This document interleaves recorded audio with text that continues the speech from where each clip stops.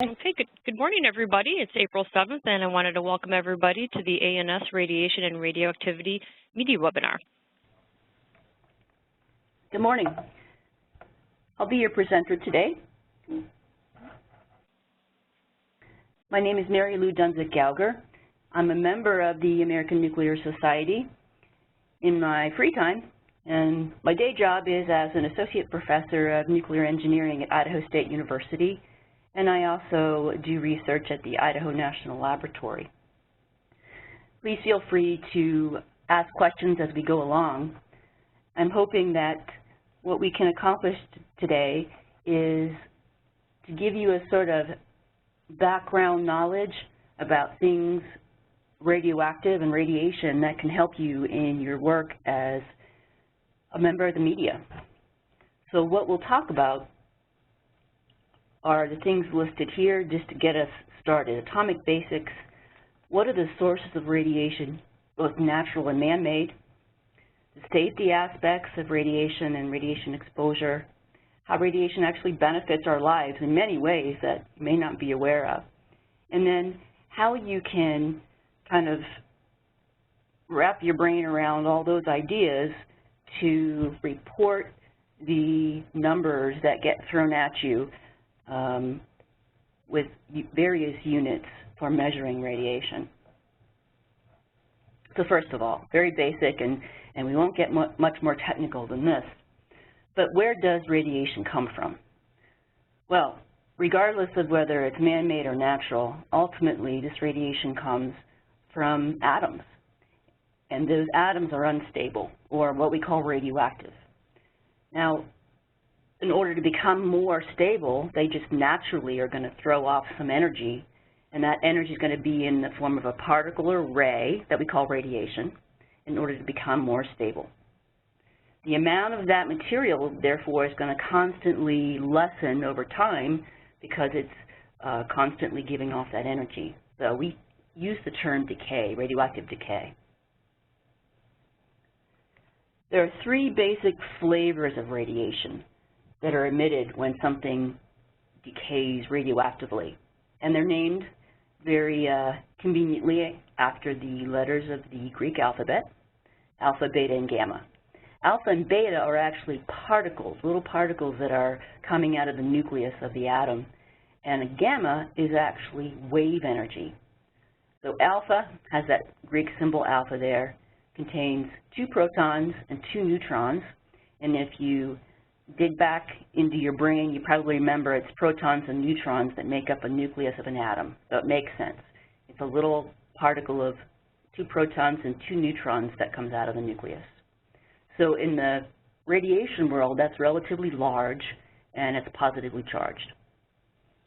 Beta is also a particle, but much, much smaller. So the little diagrams there tell you, well, you have 4 particles in the alpha and only 1 in the beta, but they're not to scale, just so you know. The electron is a small fraction of the size of either a neutron or a proton, negatively charged. And then the gamma wave. Again, this is a wave. There's no mass to this. It's energy that's transported in the form of a wave.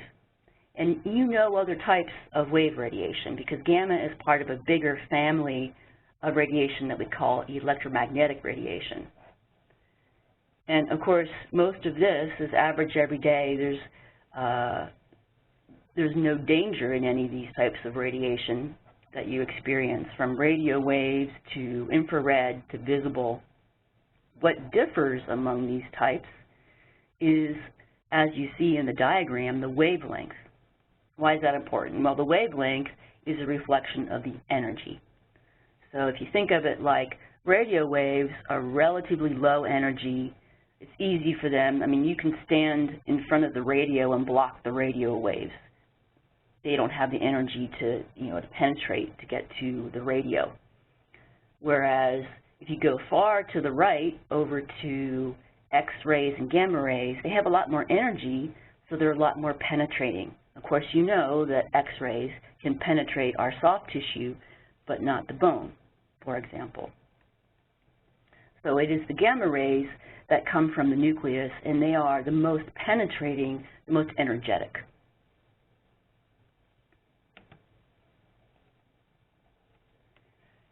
So the question then is, how do you as reporters take the information provided from various government agencies and scientists and make sense of it?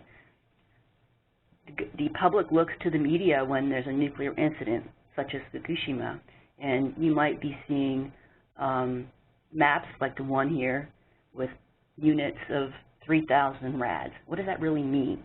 How does that affect people? And that's really what people want to know from you. So let's go from there. Consider. I said that radiation comes from atoms, from the nucleus of an atom. And of course, the next logical step, as you well know, everything's made of atoms. So does that mean there's radiation all around us? Yeah, there really is. We live in a radioactive world. We call it background radiation. It's from the air, from the soil, from outer space, from ourselves, in fact. We ourselves are slightly radioactive. Can't avoid it. That's just the nature of our world. So radiation is both natural and man-made. And we are exposed to much more natural radiation on average, unless you have a lot of medical procedures, than the man-made radiation. And you see the sources on the right here in this diagram. Again, from the soil, rocks, building materials, cosmic radiation. It's awfully nice that we have the atmosphere we do in the Earth, because it protects us from a lot of the cosmic radiation. If you take up a career as an astronaut, you get a lot more radiation dose because you don't have that nice shielding effect of our atmosphere. Radon gas that comes from our soil, and food and water in our own body. I joke with my students at the university that one source of your radiation dose is if you sleep beside somebody, because their bodies are irradiating you as well. They like that joke. So depending on where you live around the world and who you are and what you do, the natural amounts of radiation that you receive are going to vary. I mean, again, you have your own body, there's food. Different types of food have more naturally radioactive content than others. Bananas, Brazil nuts. The Brazil nuts, by the way, are because, assuming they're grown in Brazil now, the Brazilian soil has naturally higher levels of some radioactive species. Rocks and dirt, mountaintops, depending on your elevation, whether you are closer to the sun or farther, you get different doses. And flying on an airplane. I'll show you some doses later, but one of the numbers I cite is that if you make a round-trip flight from New York to London, not a bad trip, you get about the same amount of dose as you would from, I don't know, a few dental x-rays.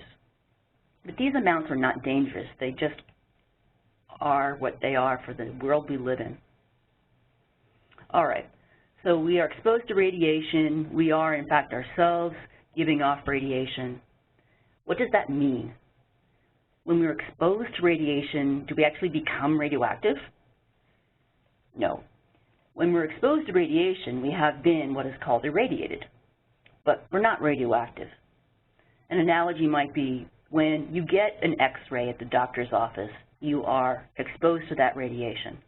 But when you leave the doctor's office, you're not giving off x-rays, so you've just been irradiated. Now there's a key difference that, if nothing else, you take away today that I'd like you to focus on, because it's often a point of confusion, and understandably so, because the terms and the information can be very confusing. So I just said something exposed to radiation is irradiated. It doesn't make it radioactive. You may have seen this green symbol before. It's called the radura, and that symbol is actually used to indicate food that has been irradiated. Why would you irradiate food? Well, hospitals do it for patients that have low immune systems, because they really have to be careful what they consume. It's also done for food that goes into outer space with astronauts. Again, you know, the last thing you want when you're on mission in outer space is to get food poisoning. So it's used for that reason. But it can be used to preserve food for just everyday folks too. The difference between irradiated and contaminated is what I want to stress here. What's contaminated mean?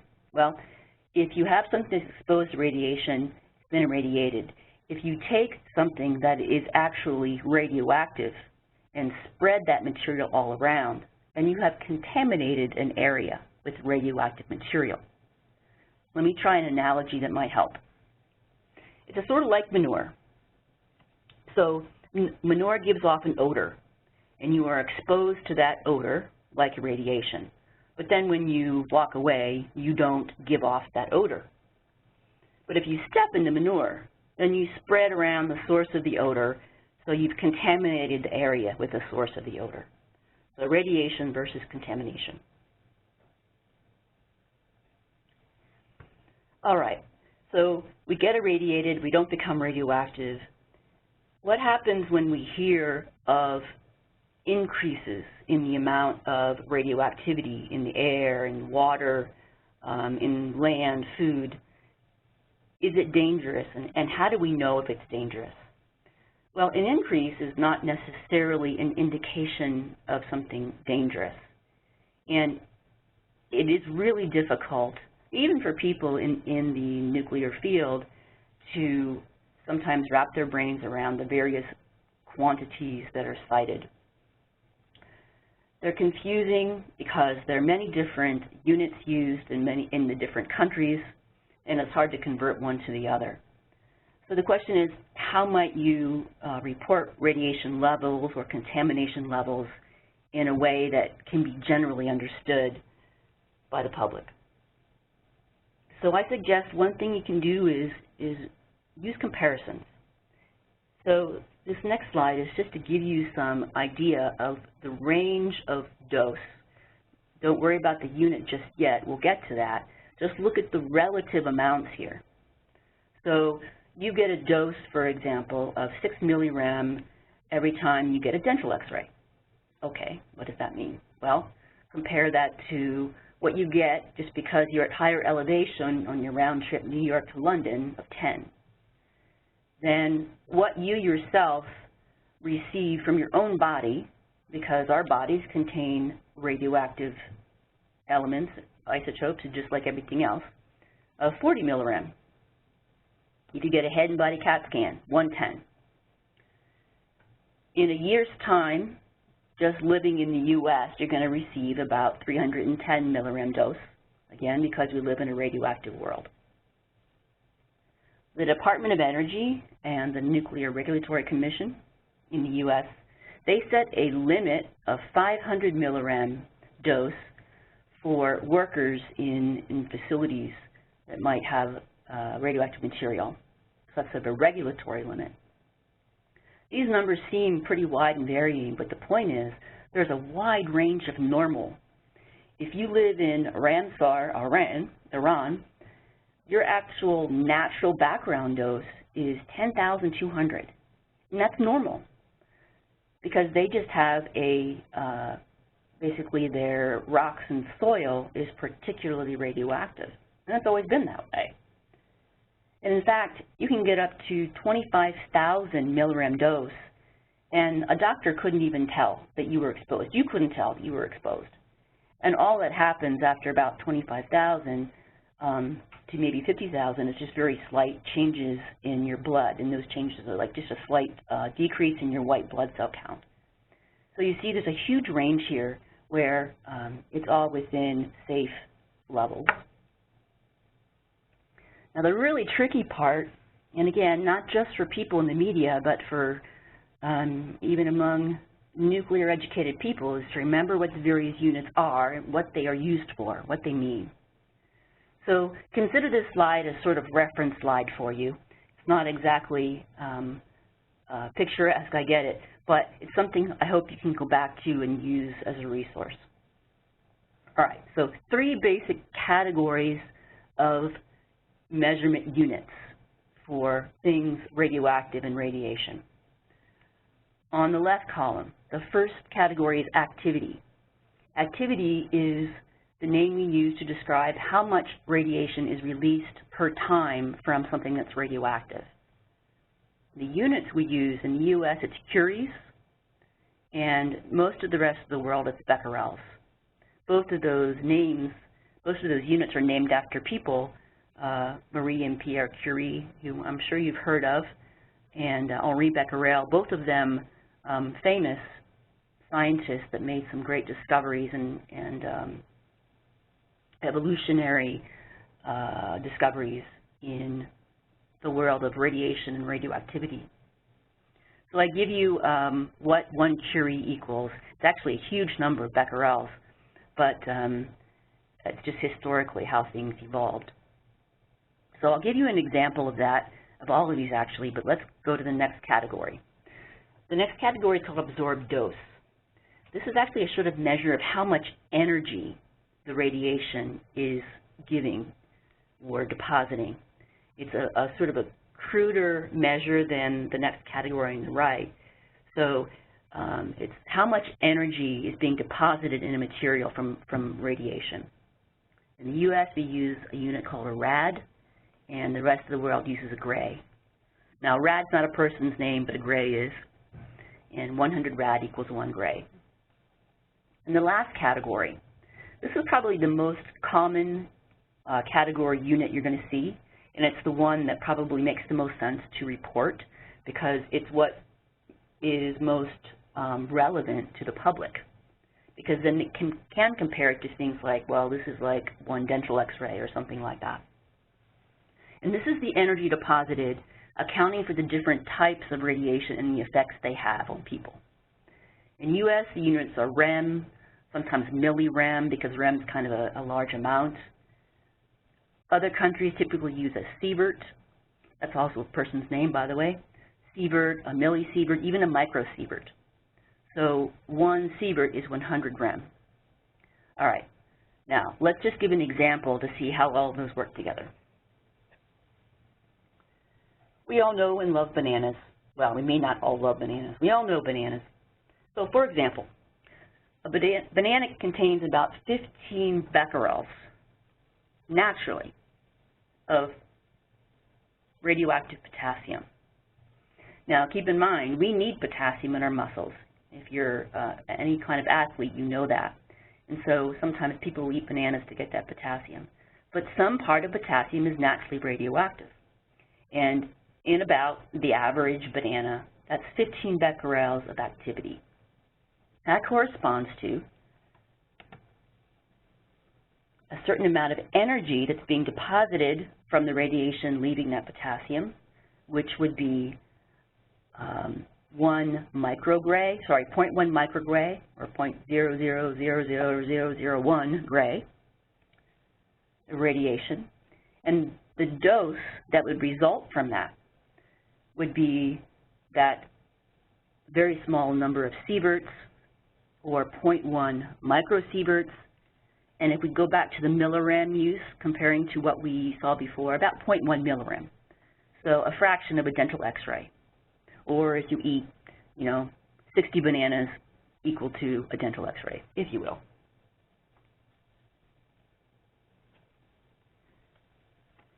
So we do, in various industries, make radiation. But that man-made radiation is very safe, it's controlled, it's regulated. We know what we're doing. 80 years of experience with it. We know how to contain it, how to manage it, how to protect the public. The nuclear industry, and when I say that, I'm referring specifically to the power production industry, has an incredibly safe history of operations. But outside of power production, there are actually a lot of interesting applications of radiation that do benefit our lives. I'm sure you've all been exposed to somebody, if not yourselves, who have benefited from radiation in the medical world. Cancer treatments, even cancer diagnosis, testing of new drugs. There are tests that simply cannot be done without the use of radionuclides. Use of x-rays, sterilizing medical equipment and blood. We talked about irradiating food. Well, medical supplies are also irradiated. What are the other options to sterilize? You can use chemical sterilization, but then you have chemical residue. You could use an autoclave, heat up to a high temperature, but that only works for things that are metal and glass. You could never use plastic. So now you'll probably notice in a doctor's office, they'll open a sealed plastic syringe, for example, and that syringe will have been irradiated through the plastic so that it kills any possible germs, and until you open the plastic, it is perfectly sterile. So there are a lot of benefits. Even things like contact lens solution are sterilized this way, and I'm sure we're all grateful for that too. The space program.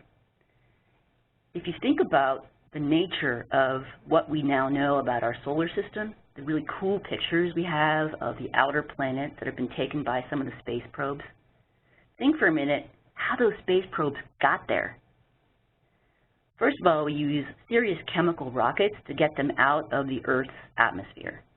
But then pretty much those rocket fuels are used up.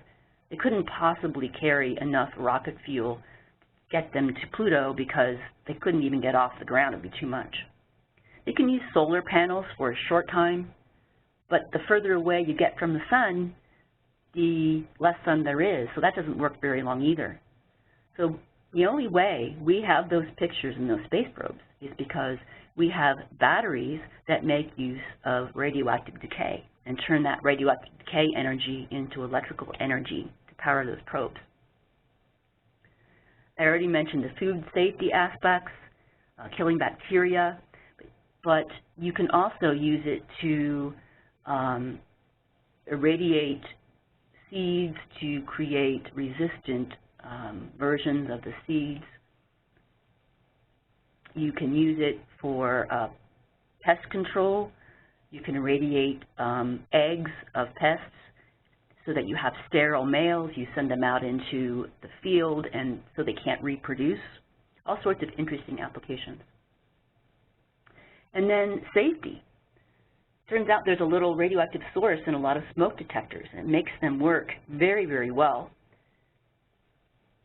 And it's such a small source that there's really no danger to anybody.